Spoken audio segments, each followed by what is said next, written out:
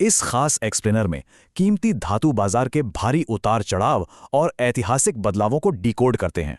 शुरुआत इस चौंकाने वाले आंकड़े से करते हैं। रिजर्व बैंक ने अपना 77% सोना वापस देश मंगा लिया है। यानी लगभग 680 टन सोना अब विदेशी तिजोरियों में नहीं बल्कि सीधे भारत में पूरी तरह सुरक्षित है।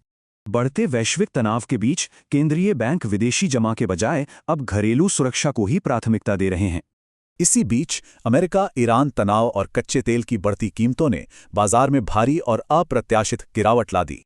वैश्विक दबाव का असर भारत में भी दिखा।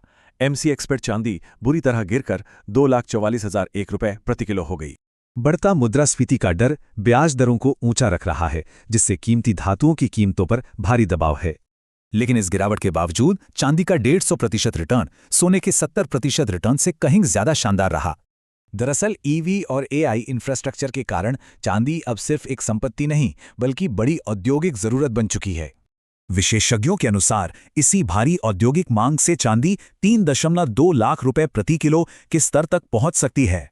संक्षेप में, चांदी तेज औद्योगिक विकास लाती है, जबकि सोना लंबे समय की आर्थिक सुरक्षा का पक्का प्रतीक है। सोने की इस दृढ़ सुरक्षा के लिए सही शुद्धता स्तर यानी कैरेट के गणित को समझना भी बेहद जरूरी है। बाजार में मुख्य दो ही विकल्प मिलते हैं, निवेश के लिए 24 कैरेट और आभूषणों के लिए 22 कैरेट। 24 कैरेट सोना 99.9% शुद्ध होता है। ये वित्तीय निवेश और संपत्ति संरक्षण के लिए बिल्कुल बेहतरीन विकल्प है। लेकिन अपनी अत्यधिक शुद्धता के कारण ये बहुत नरम होता है। इसके आभूषण आसानी से टूट या घिस सकते हैं।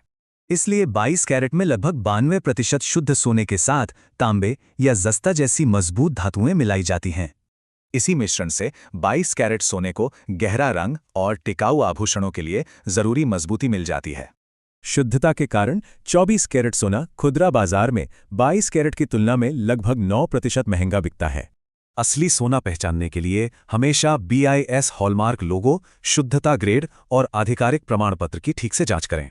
विशेषज्ञों के अनुसार सुरक्षित निवेश के लिए अस्थिर चांदी को पोर्टफोलियो के 5 से 10% तक सीमित रखना चाहिए।